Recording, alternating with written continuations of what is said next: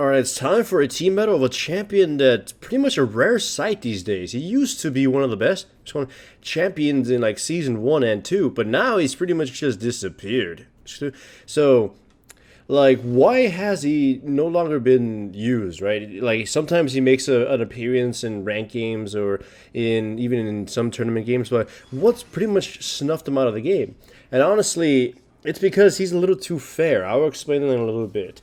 I'll first give you my runes and masteries. Runes and masteries: attack speed red, attack damage quints, armor yellow, magic resistance blues, and 2190. Though to be fair, it's a little bit of a mix of like 6 attack speed red, 380 red, and like 280 quints. It's some weird mixture.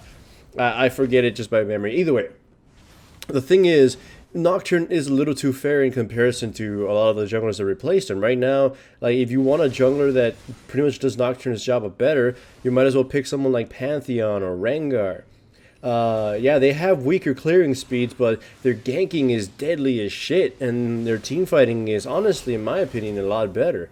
I mean, Nocturne has great sustained damage, and he cuts people to pieces and such, but Rengar and Pantheon, they're just like, you jump the carry and they instantly snuff them out. They're dead. They're gone. That's it. But Nocturne, while he's dicing them up and honestly does a lot of damage, they might peel him off. They might throw him away. They might CC him. Even his spell shield will be enough to, stop a full-fledged tank just from bashing him around.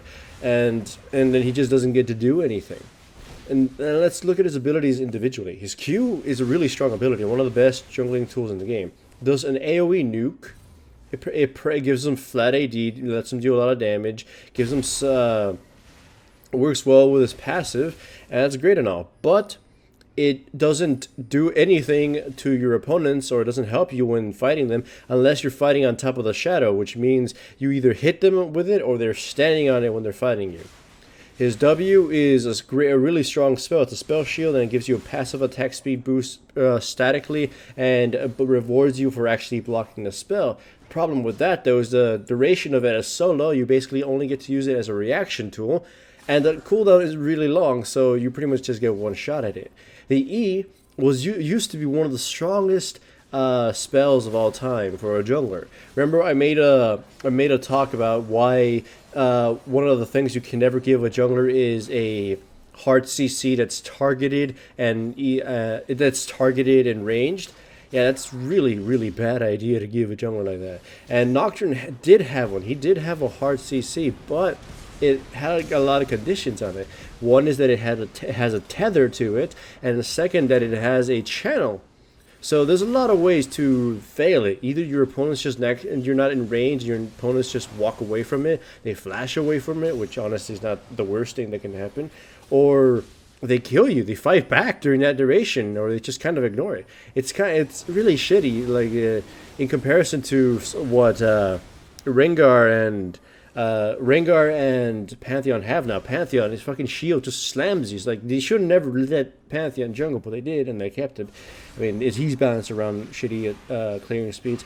Either way, the only thing Nocturne kind of has over them is that he's really good at farming in comparison to them, and which is why you see me take Ranger's Trailblazer too. To be fair, I didn't get the best chances to farm this game because I had to roam around and kind of do things. But the only thing I could figure not the best to do with Nocturne right now is farm up, become something like a Master Yi with a super huge gap closer, and go for the carry. And that's honestly what I'm going to do in this game. But yeah, that's kind of why Nocturne fell out of grace, because like he has a lot of cool tools for the jungle, but they're kind of obsolete now. They're outdated in comparison to other the champions that have come out, and a lot of champions can just avoid them or just ignore them. Again, they have spammable abilities, so spell shields don't mean dick. They just have blinks and stuff, so the fear is never gonna actually get them. They dodge the Q, or they just run away from the Q. They're faster than the Q or whatever. It's just kind of grim. By the way, this nest is a massive fucking threat. Like 2v1, and we just can't even deal a dent to him. I have to run away because he actually clobbered me with this Q, and it's scary. As you can see, the early game was pretty uneventful. I failed a few times. and the Draven got hyper fed. The enemy Wukong is hyper fed, so they got one fed character, we got another fed character. But the important thing is our fed character is Draven, far more valuable than the Wukong in the team fight, unless the Wukong gets a really good ultimate, which we won't really allow him because this Nami is kind of fucking on point, and you'll see it across the game. She's kind of like the fish Jesus right now. So though, again, Nocturne does have good qualities. Like I already said, he farms rather well. His gap closer ultimate just allows him to pick up some really cheese kills, especially counter engages. And his channel snare will usually force your opponent to use the escape, so you can just kind of cheese it out of them. So against some matchups he's really strong, but against most he's kind of just outdated, and that's kind of why you don't see him. It's too long to read. There are far better choices, and the name of them is Pantheon and Rengar. I picked him not because I felt that he would be good against the enemy team or anything, but honestly because fans were really requesting it. They really wanted to see me play Nocturne, and there's been a reason I haven't been encouraged to play Nocturne. By the way, this is solo queue 101. Don't do Baron. We secure Baron. I actually we both fail our damn smites, but we managed to get it anyways, and Nocturne, and that's just flashes over and just fucking annihilates us. You saw him, he just slapped me with his cane, and then it just ran the fucking train on my teammates. There you go, 5 deaths, he got a goddamn quadra kill, so we're kind of in the shitter now. And now I'm thinking to myself, my best bet is to assassinate the enemy carry. If I can kill her, then maybe we can survive the Nasus by kiting him, because again, the Nami's kind of doing a good job of keeping him pinned down, and you'll kind of see that come into play. Here, I initiate on the Vladimir because it's just Vladimir and Thresh. He can't use his pull against my Drain. His pull doesn't work against channeled abilities, and we managed to pick up an easy kill. However, here's where Nasus just goes nuts. We try our best to sort of kite him, but we kind of engaged a little too far in, so Wukong's able to grab us, and we get annihilated. So once again, it's just bad tidings, another ace for the enemy team. And they just keep getting bigger and bigger, but we're starting to see a pattern with them. And it's the same pattern from the Garen game that was uploaded the other day. Though, to the credit, or at least to the... Well, yeah, to the credit of this team is they honestly don't really have any pure tanks, so them not defending their backline isn't really their fault. But they are splitting up, so that's where I'm starting to get the idea of just hold out to either defend my teammates or just go straight for the enemy carry and kill the backline and work my way back. Here, though, this fight is just kind of bad. It's like the enemy team, again, they are kind of split up, and my team is sort of split up, so we don't have the right focus targets, and we try our best. We do kill the Thresh, and we do get a cheese kill on the monkey, but it's not the best fight, really. Like, we just kind of got lucky, right? The enemy team fucked up, and we kind of managed to snuff out somebody before we died. It cost us quite a bit of resources, though this right here is just the enemy team once again fucking up. They're splitting up. Some of them were farming the jungle. Some of them are just are trying to fight or pick up free kills. But they kind of threw here, and we're able to actually get a Baron without Nasus breaking our balls. So we're making a comeback. Look at my build, though. Now I build a Randu and Zoman for that same reason I just said. I got to focus on the carry. I got to get on top of them, CC them, and just annihilate them. I'm getting killed too quickly to have justified the Black Cleaver that I originally intended to build. So I altered my build. And the next upcoming team fight, I believe it's kind of a really shitty one in my opinion, but I panic. You'll notice it right now. We catch the enemy team mid. We catch the enemy team mid, and they want to engage, and half the team is going to engage on Xerath and the Draven, because Draven gets too close. You'll see them split up. And I'm thinking, do I engage on Nasus or the Vladimir to protect my teammates, or do I go to the enemy Kalista? And right here, I could have just walked up to them, but because I backed off, I ended up having to burn my ultimate, and I do that so poorly. So she gets to survive, but she does a stupid thing of getting a little too close, so I managed to catch her with a tether. And I just dice her to pieces. Wukong comes up to me, but at this point I just deal far more damage than him. And of course I had the backing of the badass Nami and Sion. So yeah, that fight was really bad for me. But as you saw, the enemy team split themselves up The Scion created a really good wall and capitalized on them fighting divided, and we managed to just kill them.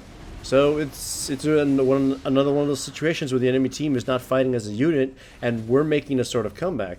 Yeah, we do have the lead in retrospect, but in the game we were kind of feeling bad because we gave them a lot of free kills and fucked up.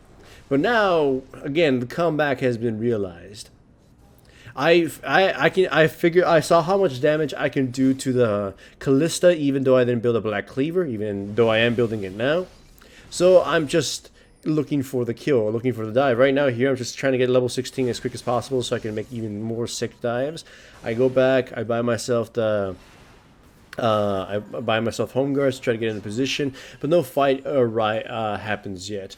Well, actually, a fight is about to happen here, and watch this. Wukong initiates on my teammates, but gets to Draven, and he's the main focus of it. But once again, the enemy team is so scattered, and they leave Callista wide open, so I go straight at her and just start dicing her to pieces. Though Scion keeps the Wukong and the Thresh occupied while the Nasus gets kited back and forth. They do kill a Draven, but they burn so many resources in trying to kill him. And me and the Xerath are so dangerous, we kind of start cleaning the house. We already killed the Callista, we killed the Thresh, we kite even the Nasus even further, who seemingly did not have his ultimate for that team fight.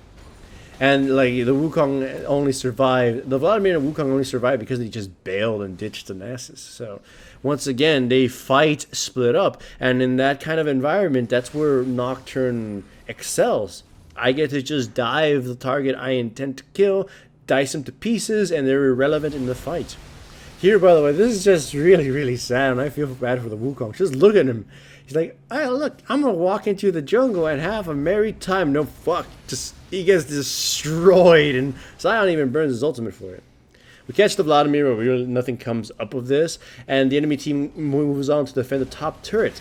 But at this point, it's a 4v5, and we have Bear, and they shouldn't even be here. And the Callista is kind of wide open again. Look, right as she shows up, I decide to ult her because the Nasus is just going to be way too behind. It's going to be caught up by the Nami and the rest of the crew. So I get free reign on the Callista just to dice her. I don't think the Vladimir could do anything to me, and the Callista being CC'd is just death.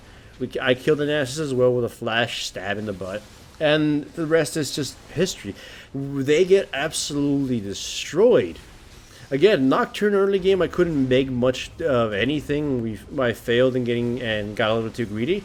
But when team fights happened, they left their MVP exposed, and I just dove at her. And that's kind of the environment that Nocturne excels in. So, hooray for Shadow Fiend Nocturne. Hopefully Riot gives them some love. Remember, if you enjoyed the video, give it a like and subscribe if you haven't yet. Make sure to also check out the sponsors that make this channel possible. Links to their websites are in the description below.